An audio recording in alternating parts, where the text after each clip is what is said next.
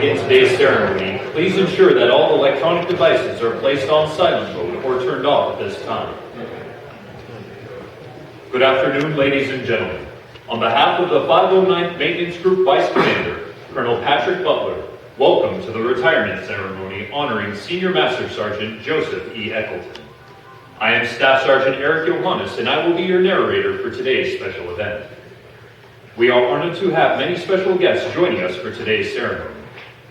Sergeant Eccleton's wife, Kathy, their daughters Elizabeth and Madison, their daughter Stephanie Becker and her husband Tim Becker, and also their son Tyler Eccleton, who could not be with us today.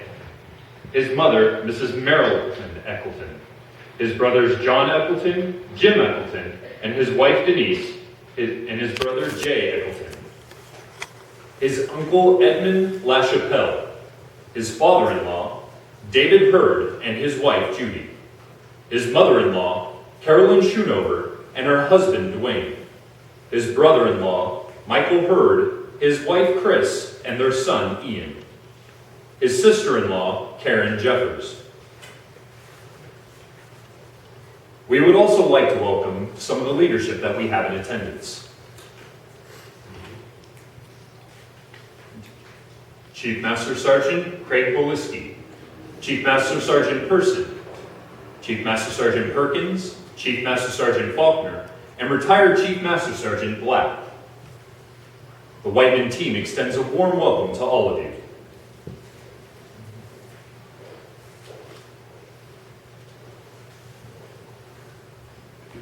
Senior Master Sergeant Joseph E. Eccleton is the Weapons Superintendent for the 13th Aircraft Maintenance Unit, 509th Aircraft Maintenance Squadron. Today is an important milestone in his career, and we are honored to have Colonel Butler with us to preside over his ceremony.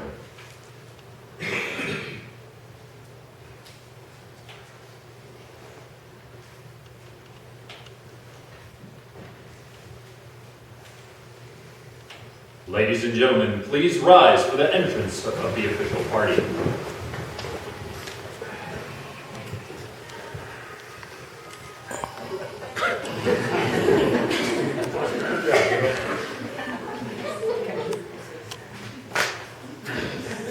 Please remain standing for the singing of our national anthem, the invocation, and the presentation of the Meritorious Service Medal, and the reading of the retirement order.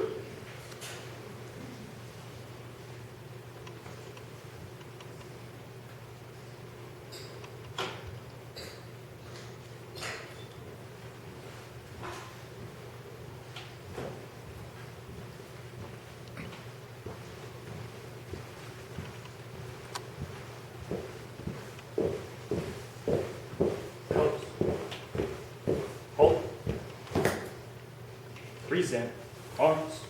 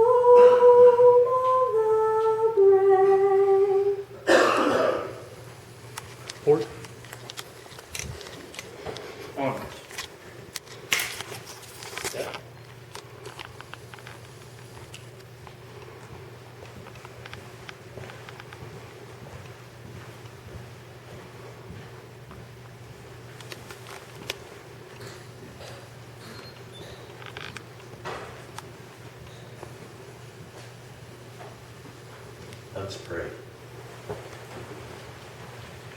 Our gracious Heavenly Father, we come to you this afternoon with such gratitude in our hearts for the dedication of Senior Master Sergeant Joseph Eckleton. We thank you for his commitment to our country, for his love for our country.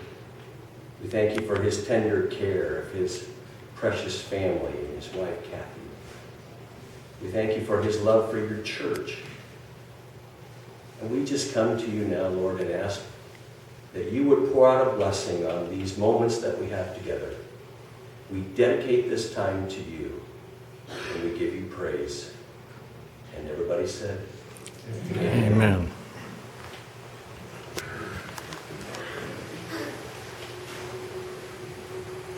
Thank you, Pastor Denham. And thank you, Stephanie Becker, for that wonderful rendition of our national anthem. Now for the reading of the Meritorious Service Medal. 2nd Oak Leaf Cluster, to Senior Master Sergeant Joseph E. Eckleton.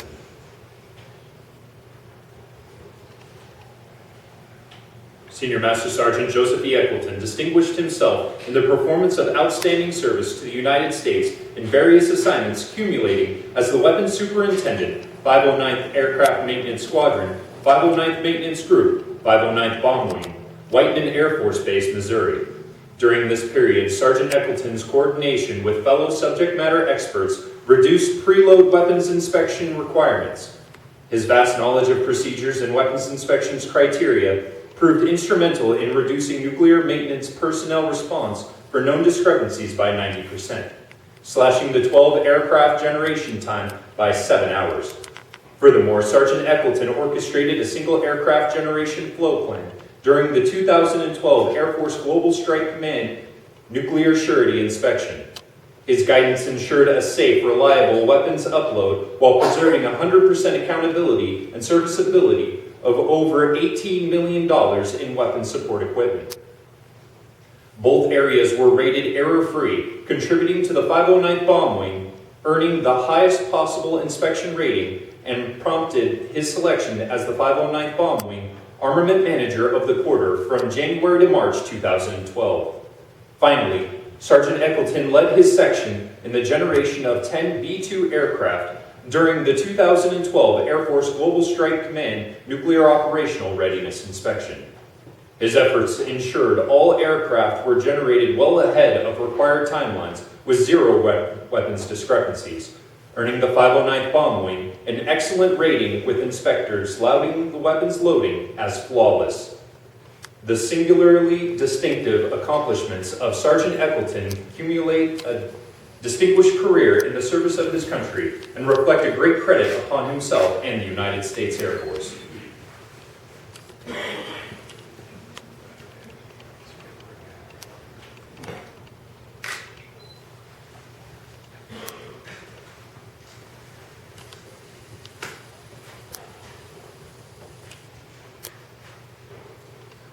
Public retirement order. Attention to orders. In accordance with Special Order Number AC 001434 and Air Force Instruction 363203, Senior Master Sergeant Joseph E. Eckleton is relieved from active duty, 509th Bomb Wing, Whiteman Air Force Base, Missouri, and retired effective 1 March 2013 in the grade of Senior Master Sergeant. Ladies and gentlemen, please be seated.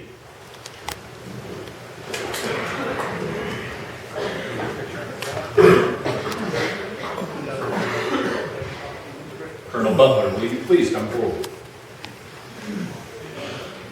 All right, what a big crowd. It's good to see everybody out. It's an honor for me to do this. I told Joe, I haven't done a retirement ceremony in quite a while now because being a deputy, nobody wants you to retire me. But Colonel Kaman was originally going to retire him and had a short notice TDY had to go on, so he's been gone the month of February. So luckily I get to do this for Joe, and it's always special to read about someone and see what's kind of in their career, what they've done, because you never really know. It takes, he's been in 26 years of service, and we don't talk about what we do. You know, the guys that are there, you kind of know what we do, but over a career, over a lifetime, you go back and read the EPRs, read the declarations, read the information on what Joe has done. It's amazing. You know, and I'm not sure we can call him the grandfather of the B-2 weapons loading community, but pretty darn close. You know, and we'll get into it more when I get to talking about what he's done. But man, he's been here for a lot of firsts of the B-2, and he's going to be greatly missed in our community. So Joe, amazing. I'm glad to be able to do this today. Colonel Kamano would love to be here, but he couldn't make it. He wanted me to pass on his congrats to you as well. So I want to do that. You know, I want to say a few special mentions to the family. I can't get you all because I couldn't remember all the names, but especially his mother, Marilyn. Ma'am, didn't get to meet you before, but you know, you raised a great son, and that's commendable. That's amazing. So I appreciate that you doing that, and it's admirable, definitely. And his wife, Kathy. And his daughter, Stephanie, great national anthem, thank you for doing that. Elizabeth Madison, and of course Tyler is overseas, so he couldn't be here today, but I wish he could be here. I know he's here in spirit. I want to mention his brothers, John, Jim, and Jay. I know they're here. I didn't get to meet you guys, but I know you're important to Joe. And then just we'll get into more of that a little bit here in a minute to talk about how those brothers came together. Just real quick. And I want to say, you know, I don't want to go into the rest of the family, but I do want to say, you know, welcome, glad to have you. I know Joe's happy you could be here. And then finally to the friends and family, or the friends, and then the co-workers of Joe, thanks for being here. And definitely the Load Toad community, I want to thank you guys for being here and showing out. I mean, this is a huge crowd. It might be kind of weird. In my opinion, it's kind of weird to have a retirement ceremony in a golf venue like this. But as you will hear in a minute, and most of you know Joe and know his career, know what he's done, it's not so silly. I think he feels quite at home here in a golf course type community. So Joe, this is good. It's a great venue for this. Joe tells me that his brother, when his dad was when he was 6, when his dad was 6, he bought when he was 6. All right, when Joe was 6. His father bought a little 9-hole golf course in his hometown of Stockbridge. And that kind of set the tone for the family. And then I think he and his brothers, for the most part, are very involved in the golfing community. So it kind of set a tone for their family. Over his career, Joe was in the Air Force golf team 4 times, on the All Armed Forces golf team 3 times. Represented ACC on numerous occasions, which allowed him to participate in ACC, RAF, Royal Air Force Challenges, and visit golf courses in Scotland, England, and throughout the United States. Who says there aren't any good deals in the Air Force? There are still a few left out there. So, and Joe found it. So, man, I wish I could do that. It's out there for me. But moving on, before I conduct the retirement ceremony, I always talk to the retiree and ask them a few questions about their career. I always ask them what the most memorable experience is while they had in the Air Force. Joe was quick to point out that really his proudest moments of his life are his marriage, of course, to his wife Kathy, and then the birth of his children. So he said, all that being put aside, then we'll go talk to the Air Force piece. But he did mention that first thing. He said, hey, my family was the most important thing. So I wanted to mention that to you. You ladies and Tyler are very important to your father. He did mention that one of the most special memories he's had was a memory of coming back from Saudi, his first deployment, young airman, and the feeling of just the crowd and everyone welcoming people back, and something that the guys in Vietnam didn't feel, but definitely he felt that. Very proud of what he had done, and then proud to be part of what he had done there, and the people just thanking him for that. And that was Southern Watch in Saudi in '92, so that was the first deployment he was on.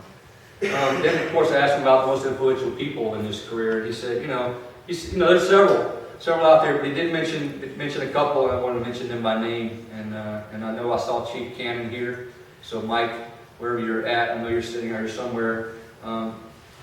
Joe said that, and this is a quote, he instilled in me the right way to do things and see the big picture. So thanks to Mr. Chief, retired Mike Cannon, for that. He also mentioned Senior Master Sergeant Rich Jewell, who's certainly an example to follow on how to accomplish things. So those are two folks he mentioned that had an impact on his career in the Air Force. Finally, moving on to your career, Joe. Joe went to, and this, like I mentioned before, but this is for the family, really, and I'm going to kind of embarrass Joe here a little bit with some of the things that he's done. No, not in that way, but just the fact that, in the community, we don't talk about what we do. We do it, we don't talk about it. But I'm going to tell you a few things that Joe did that hopefully will surprise you, because I know we don't talk about what we do. So here we go. Here, Joe. Let's see what we talked about. You did your basic training in February of '87. Did 3 months of Army Systems training at Lowry, and then finished up at Plattsburgh Air Force Base in New York. Amazingly, his first operational assignment was to the 509th Bombardment Wing, and at the time, the 509th Bombardment Wing was at Pease Air Force Base, New Hampshire, and they flew the FB-111B. So that's an amazing thing. So he kind of started his career in the 509th Bomb Wing. He's going to end it here. And Joe did mention that one of the FB-111s is sitting out static here on our base at White Air Force Base is one of the airplanes that he worked on. So that's an amazing thing. It's an opportunity and really, really awesome. While there at Pease, he served on the Aircraft Integrated Systems Checkout Team, and what he was doing was he maintained and inspected the short-range attack missile and associated release systems, which ensured the aircraft and missile were talking, and the aircraft was able to release the string. So that's kind of what he did as a young man. During this time, he was selected to represent the wing during the 1988 Proud Shield competition. Had a superb average of 96% on his volume review exercises and his end-of-course career development courses. So that's pretty darn good. 96% an average. That's really good stuff. And most notably, I want to mention this about his time at Pease. He went to NCO prep course and was the John L. Levitot winner during that time. So amongst his peers, he was the top grad in the NCO prep course, standing out amongst his peers. So some good stuff there. In the summer of 1990, Joe was reassigned to Langley Air Force Base in the 1st Aircraft Generation Squadron. Here he served as a weapons loader and team chief on the F-15C/D aircraft. Here he performed ICTs, integrated combat turns. It was noted as having average ICT times of 30 minutes, well below the TAC standard of 45 minutes. So that's good stuff. During this time, he deployed to Saudi, as I mentioned, in support of Operation Southern Watch, and supported 214 combat sorties in the first 3 weeks. And then he deployed again there at that same area of Saudi, and supported 812 combat sorties into Iraq. He also supported Combat Archer. He was on the EOR crew and helped achieve 135 sorties and a 100% weapons release rate. According to his EPRs, he had a 100% practice rate on all QA, quarterly, and monthly proficiency loads. So that's good stuff. Moving on from Langley, Staff Sergeant Eggleton got orders to report at Osan Air Base in Korea in March of '95, where he served as a weapons load crew chief on the F-16C/D Fighting Falcon. While at Osan, he supported Cope Thunder exercise in Alaska, flying 235 sorties with no weapons-related anomalies. He also maintained 0 defects on QA inspections on task evals and spot inspections. So that's good stuff. You folks in the Air Force know that's good, and you civilians, family members, that's good stuff. Finally, during this time, he loaded 4 F-16 aircraft with GBU-24s, AIM-9s, and AIM-120 air-to-air missiles to help the 36 Fighter Squadron generate 24 aircraft 5 hours ahead of command standard. So that's good stuff, and that's where the rubber meets the road right there. The young men putting loaded weapons on the aircraft. Then in March of 1996, Staff Sergeant Eggleton returned to his first wing. Only this time, the wing was here at Whiteman Air Force Base. The wing was tasked to maintain and fly the mighty B-2 Spirit. While performing as a load team member, Joe was instrumental to the first operational drop of the B-2 utilizing GPS when he loaded and checked out the GBU-36 load, which impacted within 4 feet of its intended target. And here, as you go on here, we'll talk about this, but as we go on, Joe was here for all the weapons firsts. And I'm going to read them to you, but it's going to get kind of sickening, really. All the stuff that he saw and he's done and involved in, but the list is long. And I captured just a few of those things, but here we go. He supported Sandia National Lab with B-61 Mod 11 flight certification tests, contributed to the first successful operational weapons delivery of the B-61 Mod 11. Number one, another first. He directed the load of the two B-2s during the first immediate response conventional exercise. He deployed to Lodges Field, Azores in support of, Beaches, Puerto Rico Global Power Mission, which was the longest B-2 mission at the time. Who knows how to say that? It wasn't- No, Lodges was the field, but it was the exercise of the rim. But anyway, it was the longest B-2 mission at that time. Performed a B-61 load for the Bomber Wing's first NSI. He recorded and directed weapons loads during JSOW fit compatibility test. He worked with Sandia National Lab personnel during aircraft monitor and control test of Block 30 software. He loaded combat aircraft in support of Operation Allied Force, where 1.35 million pounds of munitions were dropped by two B-2s with 100% on-time takeoffs, 98% weapons release rate, and 87% target destruction rate. The best in DoD history at that time. He was instrumental in the Jasmine certification loads for Northrop Grumman and weapons engineers. He was an ACC IG Superior former during the ACC NSI. In 2001, where both loading procedures and tools, test and handling equipment received outstanding ratings. He was on the team that generated 6 combat sorties in support of OEF with 130,000 pounds of precision-guided munitions, directed weapons ops during validation of P1.6 software test. Where are we at now? We're at 6.0.2. So that tells you how long it's been. So he was on the 1.6 and now the 6.0.1 or 0.2. So a long time ago. How many software revisions have we been through? Probably hundreds. He enabled the load of 27 combat sorties, 418 weapons in support of OIF.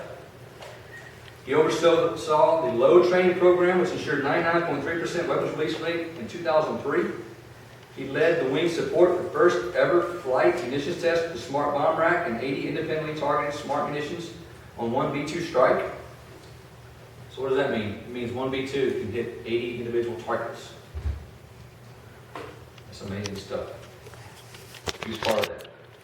The group commander lauded him as the top NCO of 49 in the group, 2W1 community.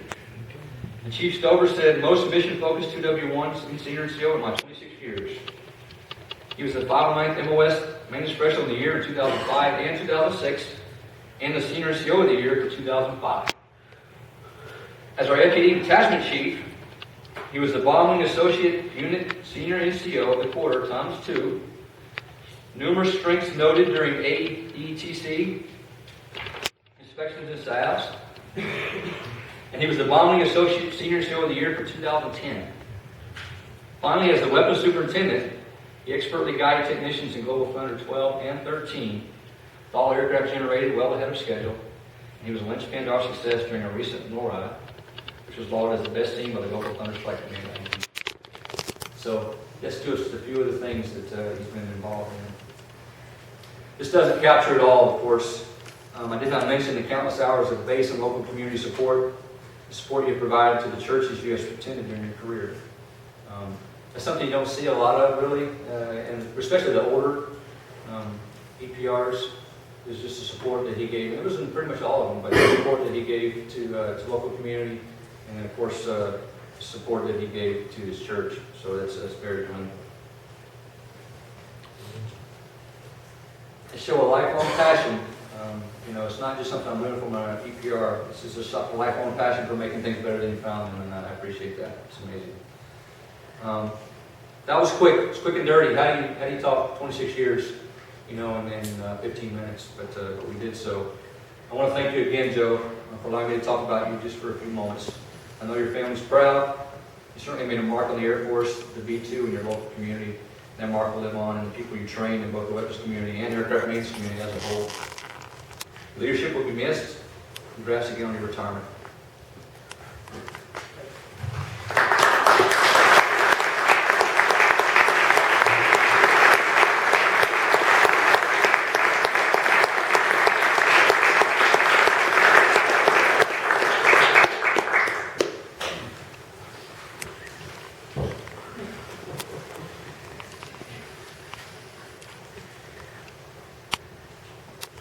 Colonel Butler will now present Sergeant Eccleton with a certificate of retirement from the Armed Forces of the United States of America. It reads, "To all who shall see these presents, greetings. This is to certify that Senior Master Sergeant Joseph E. Eccleton, having served faithfully and honorably, was retired from the United States Air Force on the first day of March 2013. Signed, Thomas A. Boussier, Brigadier General, Commander, 509th Bomb Wing, and General Mark A. Welsh III, Chief of Staff.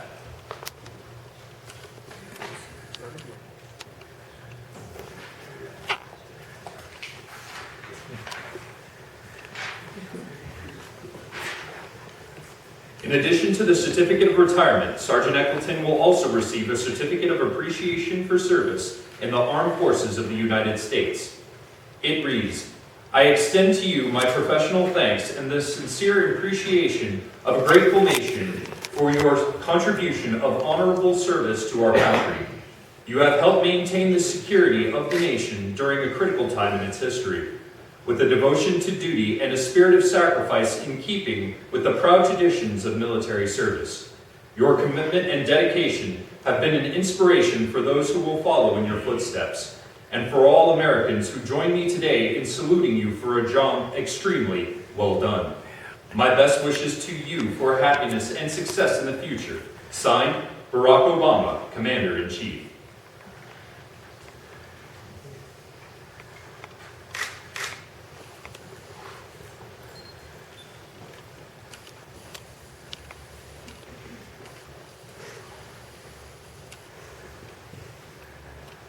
Colonel Butler will now present Sergeant Eccleton with a Certificate of Appreciation from the Chief Master Sergeant of the Air Force.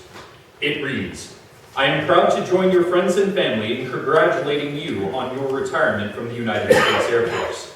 The achievements and contributions you have made throughout your career are indicative of the core values of our great service. Your retirement is well deserved, but your selfless contributions will be sorely missed. On behalf of all airmen, thank you for your faithful and devoted service to our nation. As this chapter in your life closes and a new one begins, I hope the years ahead of you are filled with more great memories and continued success. Signed, J. A. Roy, Chief Master Sergeant of the Air Force.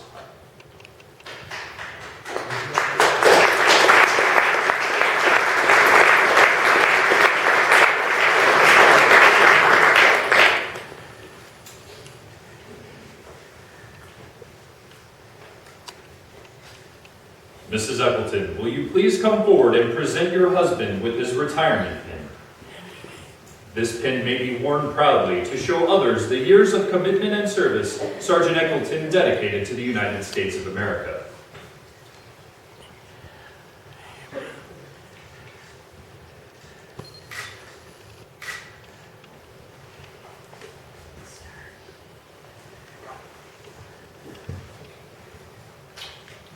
Mrs. Eccleton, will you please remain in place for a second?